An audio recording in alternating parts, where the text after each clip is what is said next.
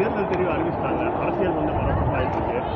வரையில் சட்டமன்ற தேர்தலில் நீங்கள் போட்டியிடுறதுக்கு வாய்ப்பு இருக்கா? அப்படி போட்டியிடுறதா தான் உங்களோட தொகுதி இது மேடம்.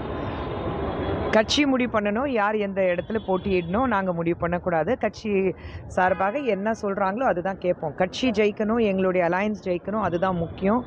திமுக ஆட்சி எப்படியாவது வீழ்த்தணும், அது மட்டும்தான் நோக்கமாக இருக்குது. அவங்களுடைய கரப்ஷன், பெண்களுக்கு பாதுகாப்பு இல்லை, போதைப் பொருட்களுடைய ஈஸி அக்சசிபிலிட்டி, இது எல்லாத்துக்கும் ஒரு முற்றுப்புள்ளி வைக்கணும்.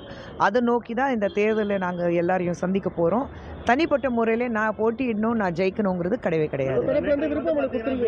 ஒன்றுமே கொடுக்கல. எந்த தொகுதி உங்களுக்கு தெரியணுமா? எந்தெந்த தொகுதி கொடுக்க போகிறாங்க, எத்தனை தொகுதி கொடுக்க போகிறாங்க, யாருக்கும் தெரியல இன்னும். விஜய் வந்து நேற்றைக்கு சிபிஐ விசாரணைக்கு ஆஜராகிட்டு வந்தார். வெளியே வரும்போது மிகவும் உற்சாகமாக வந்தார்.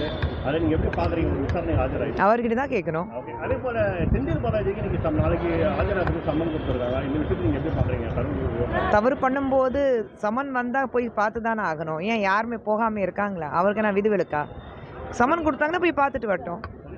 தொடர்ச்சியாக வந்து பார்த்தீங்கன்னா தாவேகா தலைவர் விஜயை வந்து என்டிஏ கூட்டணிக்குள்ள அழைத்து வரணும்னு சொல்லிட்டு பேசிட்டு இருக்காங்க. பேசுகிறவங்களுக்கு பதில் கொடுக்க முடியாது. தொடர்ச்சியான கேஸ் அந்த சிலிண்டர் அதாவது தட்டுப்பாடு இருக்கு. மத்திய அரசோட வெளியுறவு கொள்கையினால தான் நம்மளால அது வந்து வீட்டு திமுக வந்து அறிவுபூர்வமாக பேசிட்டு இருக்காங்களான்னா முதல்ல அவங்களே வந்து கண்ணாடி பார்த்துட்டு கேட்கணும். எல்பிஜி கேஸ் பிரச்சனை வந்து இப்போ இருக்கிறது உலகத்தில் என்ன ஒரு பிரச்சனை போயிட்டுருக்கு அவங்களுக்கு தெரியாமல் இருக்குது. அது தெரியாமல் அரசியல் பண்ணுறாங்கன்னா எவ்வளோ பெரிய அறிவு ஜீவிங்கன்னா அவங்க முதல்ல புரிஞ்சுக்கிறோம். உலகத்திலே ஒரு பிரச்சனை போயிட்டுருக்கு, அவ்வளோ பெரிய போர் போயிட்டுருக்கு. அந்த பிரச்சனையில வந்து தமிழகத்தில் ஒரு குழந்தைக்கு சளி பிடிச்சாலும் அதுக்கு பிஜேபி நரேந்திர மோடி தான் காரணம் சொல்லிக்கிற அளவுக்கு ஒரு கீழ்த்தனமான அரசியல் திமுக பண்ணிட்டு இருக்கு. என்னங்க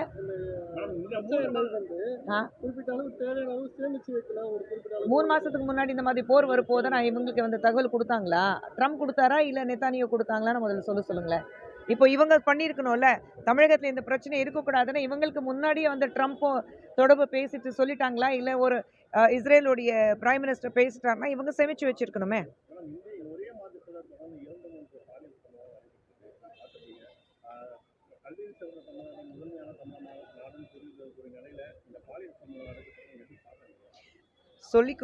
நாங்கள் சொல்லிட்டு இருக்கிற விஷயம் ஒன்று தான்.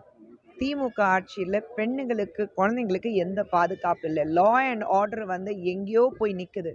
இன்னைக்கு ஒவ்வொரு இடத்துலையும் தினமும் பேப்பர் படிக்கும்போது பெண்களுக்கு இந்த மாதிரி ஒரு கொடூரம் நடக்கும்போது திமுக ஆட்சி கண்ணு மேலே ஒரு கவரை வச்சுட்டு நான் வந்து பண்ணுறது தான் சட்டம்னா நினச்சிட்டு உட்காந்துட்டு இருக்காங்க. அதுக்காக தான் சொல்கிறோம், இது திமுக ஆட்சியோட கடைசி தேர்தல் இருக்கணும். தேங்க்யூ.